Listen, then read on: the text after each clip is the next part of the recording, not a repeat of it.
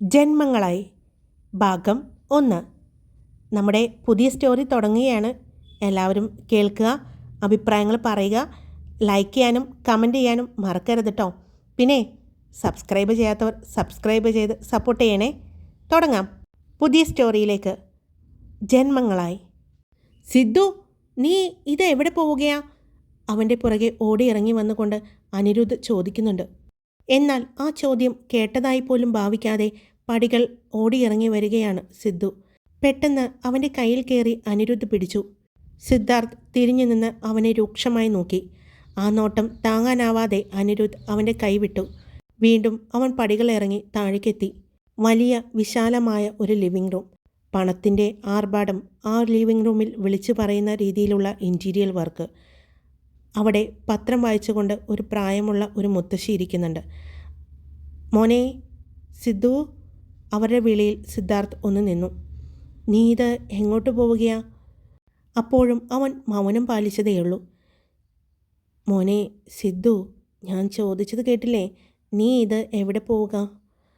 മുത്തശ്ശി, ഞാൻ വരാം, എനിക്ക് അത്യാവശ്യമായിട്ടൊന്ന് പുറത്തു പോകണം. ഗൗരവത്തിൽ തന്നെ പറഞ്ഞുകൊണ്ട് സിദ്ധാർത്ഥ് അവിടെ നിന്നും ഇറങ്ങി. മോനെ അനിരുദ്ധ്, അവൻ അറിയില്ല മുത്തശ്ശി. ഞാൻ എപ്പോൾ തുടങ്ങി ചോദിക്കുകയാണെന്നറിയോ? അവനെന്തോ തീരുമാനിച്ച് ഉറപ്പിച്ചതുപോലെ തന്നെയാണ്. അല്ലെങ്കിൽ ഇത്ര പെട്ടെന്ന് ലണ്ടനിൽ നിന്ന് ഇങ്ങോട്ട് വരേണ്ട കാര്യമുണ്ടോ? അവനെന്തോ എനിക്കറിയില്ല, അവനൊന്നും പറയുന്നില്ല. മോനും കൂടി ചെല്ല്.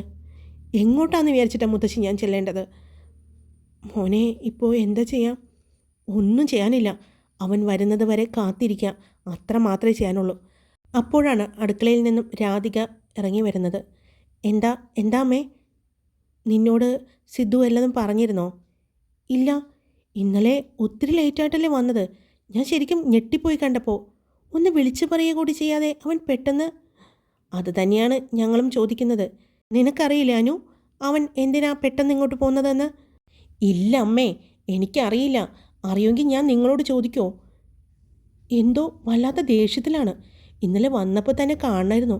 മുഖം കണ്ട പേടിയാവും എന്തെങ്കിലും ചോദിക്കാൻ. ഞാനൊന്നും പറഞ്ഞില്ല. ഇപ്പോൾ ആളെന്തേ?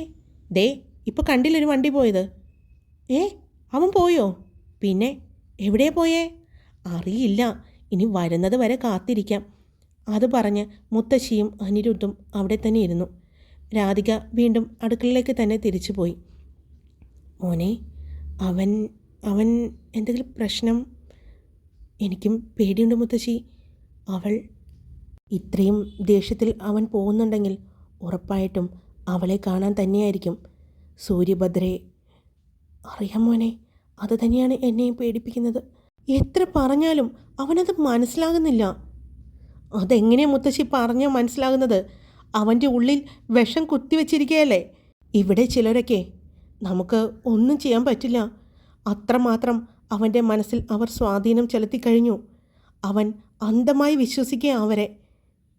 അറിയാം, ഞാൻ എത്ര പ്രാവശ്യം എൻ്റെ കുട്ടിയോട് പറഞ്ഞ് മനസ്സിലാക്കി കൊടുക്കാൻ ശ്രമിച്ചു എന്നറിയോ? പക്ഷേ അവൻ അവരെ അന്ധമായി സ്നേഹിക്കുകയാണ്. ആ അന്ധത തന്നെയാണ് അവർ മുതലാക്കുന്നതും. എത്ര പറഞ്ഞാലും മനസ്സിലാവില്ല.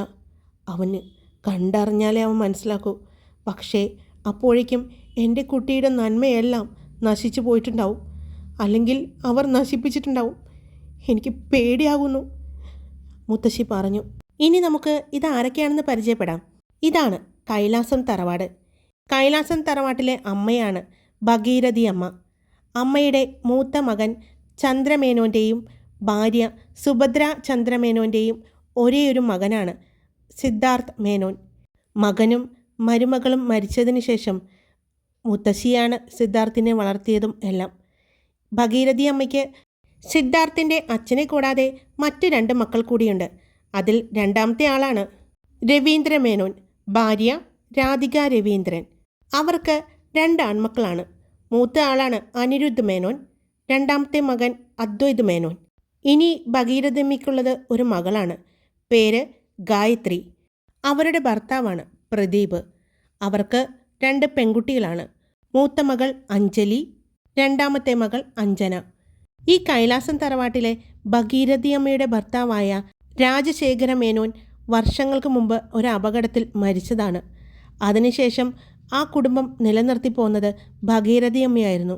രാജശേഖര മേനോൻ ഒരുപാട് ബിസിനസ് സാമ്രാജ്യത്തിൻ്റെ അധിപനായിരുന്നു. അദ്ദേഹത്തിൻ്റെ മരണശേഷം എല്ലാം നോക്കി നടത്തിയത് അദ്ദേഹത്തിൻ്റെ മകനായ ചന്ദ്രമേനോനായിരുന്നു.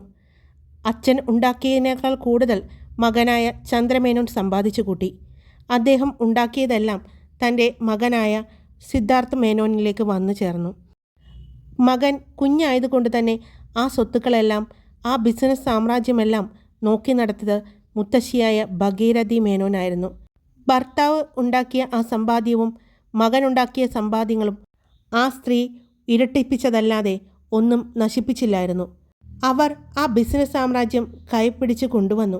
അവരെ സഹായിക്കാനായി അവരുടെ രണ്ടാമത്തെ മകനായ രവീന്ദ്ര മേനോൻ കൂടെ നിന്നു. എന്നാലും മൂത്ത മകൻ ഉണ്ടാക്കിയ സാമ്രാജ്യം അത് 1 രൂപ പോലും കുറയാതെ അവൻ്റെ മകനായ സിദ്ധാർത്ഥിലേക്ക് വന്നു ചേരണമെന്ന് മുത്തശ്ശിക്ക് നിർബന്ധമായിരുന്നു. അതുകൊണ്ട് തന്നെ ആ സമ്പാദ്യം സിദ്ധുവിൻ്റെ പേരിൽ തന്നെയായിരുന്നു. എന്നാൽ അവരുടെ ഭർത്താവായ രാജശേഖര മേനോൻ ഉണ്ടാക്കിയ സമ്പാദ്യം അവർ 3 മക്കൾക്കും തുല്യമായി വീതിച്ചു കൊടുത്തിരുന്നു. അതിൽ ചന്ദ്രമേനോൻ്റെ പങ്ക് സിദ്ധുവിലേക്ക് വീണ്ടും വന്നു ചേർന്നു. അതുകൊണ്ട് തന്നെ സിദ്ധു അളവല്ലാത്ത സ്വത്തുവിൻ്റെ അധിപനായിരുന്നു. അവൻ വളർന്ന് ബിസിനസ് ലോകം അവൻ ഏറ്റെടുത്തു തുടങ്ങിയപ്പോൾ 1000 ഇരട്ടി അത് വർദ്ധിച്ചതേയുള്ളൂ. പക്ഷേ അവന് ഒരു ബലഹീനതയുണ്ടായിരുന്നു. അവൻ്റെ മുത്തശ്ശൻ രാജശേഖര മേനോൻ്റെ അനിയൻ വിജയൻ മേനോൻ്റെ മക്കളായ വിനീഷും വിജീഷുമായിരുന്നു. അവൻ 2 അനിയന്മാരെ പോലെ കൊണ്ടു നടന്നതാണ്. അതിൽ വിനീഷിനെയാണ് അവന് ഏറ്റവും ഇഷ്ടമെന്ന് എല്ലാവർക്കും തോന്നിയിരുന്നു. പക്ഷേ അവരെല്ലാവരും സിദ്ധുവിൻ്റെ സമ്പത്തിലായിരുന്നു കണ്ണ്. അവൻ അതൊന്നും തിരിച്ചറിഞ്ഞില്ല എന്ന് മാത്രം. എന്നാൽ അത് തിരിച്ചറിവുള്ള 2 പേർ അവിടെ ഉണ്ടായിരുന്നു, മുത്തശ്ശിയും അനിരുദ്ധും. അവർക്ക് അവരുടെ എല്ലാവരുടെയും മനസ്സിലിരിപ്പ് അറിയാമായിരുന്നു. മുത്തശ്ശൻ്റെ മരണശേഷം വിജയൻ ആ വീട്ടിലേക്ക് വന്ന് താമസം തുടങ്ങി. കാര്യങ്ങളെല്ലാം നോക്കി നടത്താം എന്ന പേരിലായിരുന്നു വന്നതെങ്കിലും മുത്തശ്ശി യാതൊരു കാരണവശാലും അയാളെ അടുപ്പിച്ചിട്ടുണ്ടായിരുന്നില്ല. അയാളും ചെറിയ ചെറിയ ബിസിനസ്സിലൂടെ പതിയെ ഉയർച്ചയിലേക്ക് വന്നുവെങ്കിലും തങ്ങളുടെ ബിസിനസ് സാമ്രാജ്യത്തിലേക്ക് കൈകടത്താൻ മുത്തശ്ശി അനുവദിച്ചില്ല. ഭംഗിയായി തന്നെ എല്ലാ കാര്യങ്ങളും അവർ നോക്കി, മക്കളെ അത് ഏൽപ്പിക്കുകയും ചെയ്തു. തൻ്റെ ഭർത്താവിൻ്റെ സമ്പാദ്യത്തിൻ്റെ ഒരു പങ്കും മകൻ്റെ മുഴുവൻ സമ്പാദ്യങ്ങളും അവർ ഭംഗിയായി തന്നെ സിദ്ധാർത്ഥിൽ ഏൽപ്പിച്ചു. പിന്നീട് അങ്ങോട്ട് അവനായിരുന്നു അതെല്ലാം ഉയർത്തിക്കൊണ്ടുവന്നത്. എന്നാൽ അതിലെല്ലാം പങ്ക് പറ്റാനായി മാത്രമായിരുന്നു വിനീഷും വിജീഷും കൂടെ നടന്നത്. സിദ്ധുവിന് അനിയന്മാർ എന്ന് പറഞ്ഞാൽ ജീവനായിരുന്നു. അത് അനിരുദ്ധിനെയും അദ്വൈതിനെയും വിനീഷിനെയും വിജീഷിനെയും അഞ്ജലിയെയും അഞ്ജനയെയും സ്വന്തം കൂടപ്പിറപ്പായിട്ട് മാത്രമാണ് സിദ്ധാർത്ഥ് കണ്ടത്. അതുകൊണ്ട് തന്നെ അവർക്ക് എന്തെങ്കിലും ഒരു വിഷമമോ ഒരു സങ്കടമോ വേദനയോ ഉണ്ടായാൽ സിദ്ധുവിന് സഹിക്കാൻ പറ്റുമായിരുന്നില്ല. അതുകൊണ്ട് തന്നെ അത് ചിലർ മുതലാക്കുമായിരുന്നു. സ്നേഹക്കൂടുതൽ കൊണ്ടോ വിശ്വാസക്കൂടുതൽ കൊണ്ടോ അവനത് തിരിച്ചറിഞ്ഞില്ല എന്ന് മാത്രം. ഇന്നലെ ലണ്ടനിൽ നിന്ന് രാത്രി എത്തിയതാണ് സിദ്ധു. രാവിലെ തന്നെ അവൻ പോയി. അവൻ്റെ പോക്ക് എങ്ങോട്ടാണെന്ന് അറിയാവുന്ന ആരും തന്നെയില്ല. കാരണം അവൻ എങ്ങോട്ടാണ് പോകുന്നതെന്ന് അവന് മാത്രമേ അറിയൂ. അവന് സുഹൃത്തെന്ന് പറയാൻ പോലും ആരും ഉണ്ടായിരുന്നില്ല. അവൻ്റെ ലോകം ഈ കൈലാസം തറവാടും അവൻ്റെ സഹോദരന്മാരും മുത്തശ്ശിയും ചെറിയമ്മയും ചെറിയച്ഛന്മാരും മാത്രമായിരുന്നു. കൈലാസം തറവാട്ടിൽ നിന്നും ഇറങ്ങിയ സിദ്ധാർത്ഥ മേനോൻ്റെ കാറ് ചെന്ന് നിന്നത് ഒരു വലിയ അമ്പലത്തിന് മുന്നിലാണ്. ആ അമ്പലത്തിൽ നിറയെ ആളുകളുണ്ട്. കല്യാണത്തിൻ്റെ ഒരുക്കങ്ങൾ നടക്കുന്നുണ്ട്. ഒരു കല്യാണം നടക്കാൻ പോവാണെന്ന് അവന് മനസ്സിലായി. അവൻ കാറിൽ നിന്നും ഇറങ്ങി ഫോണിൽ ആരെയോ വിളിച്ചു. 5 മിനിറ്റിന് ശേഷം അവൻ്റെ ഫോണിലേക്ക് തിരിച്ച് കോള് വന്നു. ആ കോള് കണ്ടതും അവൻ്റെ ചുണ്ടിൽ ഒരു പുഞ്ചിരി വിരിഞ്ഞു. അവൻ കാർ ലോക്ക് ചെയ്തുകൊണ്ട് ആ അമ്പലത്തിലേക്ക് നടന്നു. ഷർട്ടിൻ്റെ ബട്ടണുകൾ ഓരോന്നായി തുറന്ന് ഒരു പുഞ്ചിരിയോടെയാണ് അവൻ ആ പടികൾ ഓടിക്കയറിയത്. അവൻ അമ്പലത്തിലേക്ക് ചെല്ലും തോറും നിറയെ ആളുകൾ കൂട്ടം കൂടി നിൽക്കുന്നുണ്ടായിരുന്നു. ഒരു പുഞ്ചിരിയോടെ തന്നെയാണ് അവൻ തിരുനടയിലേക്ക് കയറി ചെന്നത്. വലിയൊരു ശിവലിംഗമായിരുന്നു അവിടുത്തെ പ്രതിഷ്ഠ.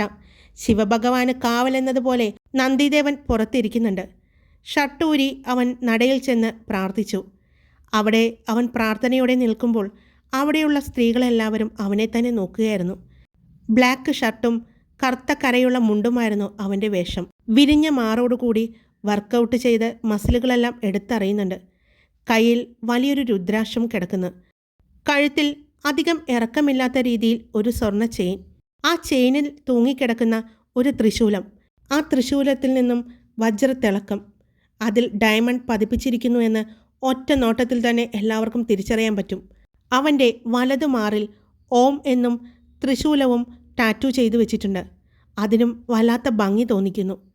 അത് അവൻ്റെ ശരീരത്തിൻ്റെ സൗന്ദര്യം എടുത്തറിയുന്ന വിധത്തിലായിരുന്നു. നെറ്റിയിലേക്ക് വീണ് കിടക്കുന്ന അലസമായ നീണ്ട മുടി. അവൻ കൈകൾ കൊണ്ട് ഇടയ്ക്ക് അത് ഒതുക്കി വയ്ക്കാൻ ശ്രമിക്കുന്നുണ്ട്. എന്നാലും അനുസരണയില്ലാതെ ആ മുടികൾ കാറ്റിൽ പറന്നു കിടക്കുന്നു. അമ്പലത്തിൽ വന്ന മിക്ക പെൺകുട്ടികളുടെയും നോട്ടം മുഴുവനും അവനിലായിരുന്നു. അമ്പലത്തിലുള്ള മിക്ക ആൺകുട്ടികൾക്കും അതൊന്നും അത്ര ഇഷ്ടപ്പെടുന്നുണ്ടായിരുന്നില്ല. എന്നാൽ ഇതൊന്നും ശ്രദ്ധിക്കാതെ ഭഗവാന്റെ മുന്നിൽ കൈകൾ കൂപ്പി പ്രാർത്ഥനയോടെ കണ്ണടച്ച് നിൽക്കുകയാണ് സിദ്ധാർത്ഥ് മേനോൻ. അല്പസമയം കഴിഞ്ഞതും ഒരാൾ വന്ന് തിരുമേനിയോട് എന്തൊക്കെയോ സംസാരിക്കുന്നുണ്ട്. അപ്പോഴും ഒരു പുഞ്ചിരിയോടെ തന്നെ സിദ്ധു അവിടെ നിന്നു. അല്പസമയം കഴിഞ്ഞതും ഒരു പെൺകുട്ടി കരഞ്ഞുകൊണ്ട് ഭഗവാന്റെ മുന്നിൽ വന്നു നിന്ന് പ്രാർത്ഥിക്കുന്നുണ്ട്. സർവാഭരണഭൂഷയായി നിൽക്കുന്ന ആ പെൺകുട്ടി ഭഗവാന്റെ മുന്നിൽ കരഞ്ഞ് എന്തൊക്കെയോ പറയുന്നുണ്ട്. അതെല്ലാം കേട്ടുനിന്ന സിദ്ധാർത്ഥ് മേനോൻ പെട്ടെന്ന് അവൻ്റെ പോക്കറ്റിൽ നിന്നും ഒരു മഞ്ഞച്ചരട് പതിയെ വലിച്ച് പുറത്തേക്കെടുത്തു. അതിൻ്റെ താഴെ ഒരു വലിയ ഓം എന്നെഴുതിയ താലിയും കിടക്കുന്നു. അവൻ മറ്റൊന്നും ആലോചിക്കാതെ ആ ഭഗവാന്റെ മുന്നിൽ കരഞ്ഞ് പ്രാർത്ഥിച്ചു കൊണ്ട് നിൽക്കുന്ന ആ പെണ്ണിൻ്റെ കഴുത്തിലേക്ക് മഞ്ഞച്ചരടിനാൽ കോർത്ത ആ താലി കെട്ടി. എല്ലാവരും ഞെട്ടി. ആ അമ്പലത്തിൽ നിൽക്കുന്ന തിരുമേനി അടക്കം, അവളുടെ പുറകെ ഓടി വന്ന അവളുടെ മാതാപിതാക്കളടക്കം ഞെട്ടി. പ്രാർത്ഥനയോടെ നിന്ന അവളും ഞെട്ടലോടെ അവനെ നോക്കി. അപ്പോഴും ഒരു പുഞ്ചിരിയോടെ തന്നെ അവൻ നിന്നു. അവൻ താലി കെട്ടിക്കഴിഞ്ഞതും തിരുമേനിയെ നോക്കി. തിരുമേനി. സിദ്ധാർത്ഥ് മേനോൻ. തിരുവാതിര നക്ഷത്രം, സൂര്യഭദ്ര, മകം നക്ഷത്രം. ഈ അമ്പലത്തിൽ എന്തൊക്കെ വഴിപാടുകളുണ്ടോ അതെല്ലാം ഇന്ന് നടത്തിയിരിക്കണം. അതും പറഞ്ഞ് അവൻ അവളുടെ കയ്യിൽ പിടിച്ച് പ്രദക്ഷിണം വെച്ചു. ഒരു പ്രതിമ കണക്ക് അവൾ നടന്നു. എല്ലാവരും ഇതെല്ലാം കണ്ട് ഞെട്ടി നിൽക്കുകയാണ്. എന്ത് പറയണമെന്നറിയാതെ എല്ലാവരും സ്തംഭിച്ച് നിൽക്കുകയാണ്. നീ എന്താ കുട്ടിയെ കാണിക്കുന്നേ? ഒരാൾ ചോദിച്ചു. അവൻ തിരിഞ്ഞ് അയാളെ ഒന്ന് നോക്കി. ഒറ്റ നോട്ടത്തിൽ തന്നെ അയാൾ ഒന്നും മിണ്ടാതെ തല കുനിച്ചു നിന്നു. അത്രയും തീക്ഷ്ണമായിരുന്നു അവൻ്റെ നോട്ടം. മോളെ. ഒരു സ്ത്രീ ഓടി വന്ന് അവളുടെ കയ്യിൽ പിടിച്ചു. അപ്പോഴും അവൻ്റെ മുഖത്തേക്ക് മാത്രം നോക്കി നിൽക്കുകയാണ് സൂര്യഭദ്ര. നിങ്ങൾ ആരാ? എന്താ ഈ കാണിച്ചേ? എൻ്റെ കുഞ്ഞ്. ആ സ്ത്രീ കരയാൻ തുടങ്ങി. അപ്പോഴും ഒന്നും മിണ്ടാതെ അവൻ അവളുടെ കയ്യിൽ പിടിച്ചുകൊണ്ട് അമ്പലത്തിന് പുറത്തേക്ക് നടന്നു. നിൽക്കവിടെ. നിങ്ങൾ എന്തീ കാണിക്കുന്നേ? ഒരാൾ വന്നു ചോദിച്ചു. അല്പം പ്രായമുള്ള ഒരാളാണ്. നിങ്ങൾക്ക് മനസ്സിലായില്ലേ? കല്യാണം മുടങ്ങി ഭഗവാന്റെ മുന്നിൽ കരഞ്ഞ് പ്രാർത്ഥിച്ചു നിന്ന് ഇവളെ ഞാൻ കെട്ടി. ഇനി ഇവൾ ഈ സിദ്ധാർത്ഥ മേനോൻ്റെ ഭാര്യയായി കൈലാസം തറവാട്ടിലുണ്ടാവും. പക്ഷേ ഒരെണ്ണവും അന്വേഷിച്ച് അങ്ങോട്ട് വരരുത് ഇവളെ. ഇവള് ഇനി കൈലാസത്തിൽ സിദ്ധാർത്ഥ മേനോൻ്റെ ഭാര്യയായി അവിടെ താമസിക്കും എന്ന് പറഞ്ഞ് അവളുടെ കൈ പിടിച്ചു കൊണ്ടുപോയി. അവളുടെ പുറകെ തന്നെ ആ സ്ത്രീ കരഞ്ഞുകൊണ്ട് പോകുന്നുണ്ട്. അവളുടെ അമ്മയാണെന്ന് അവന് മനസ്സിലായി. എന്നാൽ തിരിഞ്ഞു പോലും നോക്കാതെ അവൾ അവൻ്റെ മുഖത്തേക്ക് തന്നെ നോക്കി ഒരു പ്രതിമ കണക്കെ അവൻ്റെ പുറകെ പോയി. അവൻ കോ ഡ്രൈവിംഗ് സീറ്റ് തുറന്നു അവളെ അതിലേക്ക് തള്ളി. അവൾ സീറ്റിലേക്ക് വീണു. അവൻ ഡോറടിച്ച് ഡ്രൈവിംഗ് സീറ്റിലേക്ക് വന്നു. അപ്പോഴേക്കും കരഞ്ഞുകൊണ്ട് ആ സ്ത്രീ അവളുടെ ഡോറിന് സൈഡിൽ വന്നു. മോളെ, ഭദ്രേ, അവർ വിളിച്ചു. അവൾ അപ്പോഴും മിണ്ടാതെ അവനെ തന്നെ നോക്കി നിൽക്കുകയാണ്. മോളെ, അവർ വിളിച്ചുകൊണ്ടിരുന്നു. എന്നാൽ അതൊന്നും നോക്കാതെ സിദ്ധു അപ്പോൾ തന്നെ കാറ് അവിടെ നിന്നും പായിച്ചു. ആ കാറ് ഒരു മിന്നൽ വേഗത്തിലാണ് അവിടെ നിന്ന് പോയത്. എല്ലാവരും ആ ഞെട്ടലിലായിരുന്നു. അവളുടെ അമ്മ അവിടെ തളർന്നു വീണു. പെട്ടെന്ന് തന്നെ ആരൊക്കെയോ ചേർന്ന് അവളുടെ അമ്മയെ കോരിയെടുത്തു. അവരെ അപ്പോൾ തന്നെ അവിടെ നിന്നും ഹോസ്പിറ്റലിലേക്ക് കൊണ്ടുപോയി. എന്നാൽ സിദ്ധാർത്ഥിൻ്റെ കാറ് അതിവേഗം പായുകയായിരുന്നു. അപ്പോഴും അവൾ അവൻ്റെ മുഖത്തേക്ക് തന്നെ നോക്കിയിരിക്കുകയായിരുന്നു. അവളുടെ കണ്ണുകൾ നിറഞ്ഞൊഴുകിക്കൊണ്ടിരുന്നു. ആ കണ്ണുനീർ അവൻ ചാർത്തിയ ആ താലിയിൽ വീണു. അവളുടെ കണ്ണുകൾ അവളുടെ ആ താലിയിലേക്ക് പോയി. മഞ്ഞ ചരടിൻ്റെ തുമ്പിൽ തൂങ്ങിയാടുന്ന ആ താലിയിലേക്ക് അവൾ ഒരു നിമിഷം നോക്കി നിന്നു. പിന്നെ അവൻ്റെ മുഖത്തേക്ക് നോക്കി. അവൻ്റെ കാറ് ചെന്ന് നിന്നത് ഒരു കടൽ തീരത്തിൻ്റെ മണൽ ഭിത്തിയോട് ചേർന്നാണ്. അവൻ കാറിൽ നിന്നും ഇറങ്ങി കോ ഡ്രൈവിംഗ് സീറ്റിൽ വന്ന് അവളെ വലിച്ച് പുറത്തേക്കിറക്കി. അവൾ അപ്പോഴും അന്തം വിട്ട് അവനെ നോക്കി നിൽക്കുകയാണ്. എടി, നിനക്ക് എന്നെ അറിയില്ല, പക്ഷെ നീ എൻ്റെ പേര് പറഞ്ഞറിയും. നേരത്തെ ഞാൻ എൻ്റെ പേര് പറഞ്ഞിരുന്നു, പക്ഷേ നീ അപ്പോൾ കേട്ടില്ല എന്ന് തോന്നുന്നു. ഞാൻ സിദ്ധാർത്ഥ് മേനോൻ, കൈലാസം വീട്ടിൽ സിദ്ധാർത്ഥ് മേനോൻ. നിനക്ക് മനസ്സിലാകുന്ന ഭാഷയിൽ ഞാൻ പറഞ്ഞു തരട്ടെ. നീ കാരണം ജയിലിൽ കിടക്കുന്ന വിനീഷിൻ്റെ ഏട്ടൻ. അത് കേട്ടതും അവൾ ഞെട്ടി. അവളുടെ കണ്ണുകൾ വിടർന്നു. അതിൽ അവനോടുള്ള പേടിയായിരുന്നു. ഇപ്പോൾ നിൻ്റെ ഈ ഞെട്ടലിൽ നിന്ന് തന്നെ നീ എന്നെ തിരിച്ചറിഞ്ഞുവെന്ന് എനിക്ക് മനസ്സിലായി. നീ കാരണം ഒരു തെറ്റും ചെയ്യാത്ത എൻ്റെ അനിയനാ ജയിലിൽ കിടക്കുന്നത്. ഇത്രയും ആസ്തിയുണ്ടായിട്ടും ഇത്രയും പിടിപാടുണ്ടായിട്ട് പോലും എനിക്ക് അവനെ രക്ഷപ്പെടുത്താൻ സാധിച്ചില്ല. കാരണം നീയാണ്. നീ ഒരാളാണ് എൻ്റെ അനിയൻ ഇത്രയും നാളും ജയിലിൽ കിടക്കാൻ കാരണം. പക്ഷേ പേടിക്കണ്ട, അധികം വൈകാതെ അവനെ ഞാൻ പുറത്തിറക്കുന്നുണ്ട്. പിന്നെ ഒരു കാര്യം ഞാൻ പറയാം. ദേ, ഈ കിടക്കുന്നത് ഇത് നിൻ്റെ കൊലക്കയറാണ്. അവൻ ആ മഞ്ഞച്ചരട് ഉയർത്തിപ്പിടിച്ചുകൊണ്ട് പറഞ്ഞു. നീ എന്നെക്കുറിച്ച് നന്നായിട്ട് കേട്ടിട്ടുണ്ടാവും അല്ലേ? നിനക്ക് വേണ്ടിയാ ഞാൻ ഇന്നലെ ഇവിടെ എത്തിയത്. ഇനി നീ ജീവിക്കും എൻ്റെ അടിമയായി, ഞങ്ങളുടെ വീട്ടിൽ വെറും വേലക്കാരിയായി. അതും എൻ്റെ അനിയൻ വരുന്നത് വരെ മാത്രം. അത് കഴിഞ്ഞ് അവൻ തീരുമാനിക്കും എന്ത് ചെയ്യണമെന്ന് നിന്നെ. എൻ്റെ അനിയൻ ജയിലിൽ കയറിയ അന്നു മുതൽ നിൻ്റെ പുറകെ ഒരു നിഴലായി ഞാനുണ്ടായിരുന്നു. നീ എന്താ വിചാരിച്ചത്? നിനക്ക് വരുന്ന എല്ലാ നല്ലതും തട്ടിത്തെറിപ്പിച്ചു കൊണ്ടിരുന്നത് ഞാനാണ്. നീ ഒന്ന് ചിന്തിച്ചു നോക്കിയേ. 2 വർഷമായിട്ട് നിൻ്റെ ജീവിതത്തിൽ എന്തെങ്കിലും നല്ലത് സംഭവിച്ചിട്ടുണ്ടോ? നിൻ്റെ ഈ കണ്ണീര് തോർന്നിട്ടുണ്ടോ? കാരണം അതിന് പിന്നിലും ഞാനാണ്. നീ കാത്തിരുന്ന നിൻ്റെ വരൻ വരാതിരുന്നതിന് പിന്നിലും ഞാനാണ്. നിൻ്റെ ഇത്രയും നാളത്തെ വിവാഹാലോചനകളെല്ലാം തട്ടിത്തെറിപ്പിച്ചത് ഞാനാണ്. ഇവനോടും ഞാൻ പറഞ്ഞിരുന്നു നിന്നെ കിട്ടില്ല, പക്ഷേ അവനൊരു വാശി, നിന്നെ നേടുമെന്ന്. അതിന് ഞാൻ സമ്മതിക്കോ? നിന്നെ ഞാൻ നേർച്ചയ്ക്ക് വെച്ചിരിക്കുകയല്ലേ. നീ എൻ്റെ നേർച്ചക്കോഴിയാണ്. എൻ്റെ അനിയൻ വരാൻ വേണ്ടി കാത്തിരിക്കുകയാണ് ഞാൻ. എൻ്റെ ജീവിതത്തിലെ, ഞങ്ങളുടെ കുടുംബത്തിലെ വലിയ സന്തോഷമാണ് നീ തട്ടിത്തെറിപ്പിച്ചത്. 2 വർഷമായിട്ട് ഞങ്ങളുടെ വീട്ടിൽ ഒരാഘോഷവും ഞങ്ങൾ നടത്തിയിട്ടില്ല. ഓണവും വിഷുവും എല്ലാം മാറി മാറി വന്നു, പക്ഷേ അതൊന്നും ഞങ്ങൾ ആഘോഷിച്ചില്ല. എൻ്റെ വീട്ടിലെ സന്തോഷമാണ് എൻ്റെ അനിയന്മാരും അനിയത്തിമാരും. എൻ്റെ അനിയൻ എന്ന് ജയിലിൽ നീ കയറ്റിയോ അന്നു മുതൽ ഞങ്ങളെല്ലാം ആ സന്തോഷങ്ങൾ മാറ്റിവെച്ചിരിക്കുകയാണ്. എന്തിനാണെന്നറിയോ? നിൻ്റെ ഈ കണ്ണീര് നേരിട്ട് കാണാൻ. ഇനി നിൻ്റെ കണ്ണീരാണ് ഞങ്ങൾക്ക് സന്തോഷം. നിൻ്റെ കണ്ണീരിലൂടെയാണ് ഇനി കൈലാസം തറവാട് സന്തോഷിക്കാൻ പോകുന്നത്. എൻ്റെ സഹോദരൻ തിരിച്ചു വരാറായി, അറിഞ്ഞോ? അതുവരെ നിന്നെ ഞാൻ കാത്തു സൂക്ഷിക്കും അവന് വേണ്ടി. അപ്പോൾ പോവുകയല്ലേ കൈലാസം തറവാട്ടിലേക്ക്? ഹായ്, ഞാനാണ് കാർത്തിക. അപ്പോൾ പുതിയ സ്റ്റോറി ഇന്ന് തുടങ്ങുകയാണ്. ജന്മങ്ങളായി. തുടക്കം എങ്ങനെയുണ്ടെന്ന് നിങ്ങൾ അഭിപ്രായം പറയണം, കമൻ്റായിട്ട് ഇട്ടേക്കണേ. ഇഷ്ടപ്പെട്ട ലൈക്ക് ചെയ്യാനും നിങ്ങളുടെ അഭിപ്രായങ്ങൾ കമൻ്റായിട്ട് പറയാനും പിന്നെ സബ്സ്ക്രൈബ് ചെയ്യാനും മറക്കരുത് കേട്ടോ. എൻ്റെ വാട്സപ്പ് നമ്പർ ഞാൻ ഇട്ടിട്ടുണ്ട്. കുറേ പേര് എനിക്ക് നല്ല മെസ്സേജ് അയച്ചിട്ടുണ്ടായിരുന്നു. എല്ലാവർക്കും ഞാൻ റിപ്ലൈ കൊടുത്തിട്ടുണ്ട്. എല്ലാവർക്കും ഒത്തിരി ഇഷ്ടമാണെന്ന് അറിഞ്ഞാൽ സന്തോഷം. അപ്പോൾ നിങ്ങൾക്ക് എന്തെങ്കിലും പറയാനുണ്ടെങ്കിലും എന്നോട് എന്തെങ്കിലും ചോദിക്കാനുണ്ടെങ്കിലൊക്കെ വാട്സപ്പിൽ മെസ്സേജ് അയക്കാം. അപ്പോൾ നമുക്ക് നാളെ കാണാം. Love you all. It's me Karthika. Tata.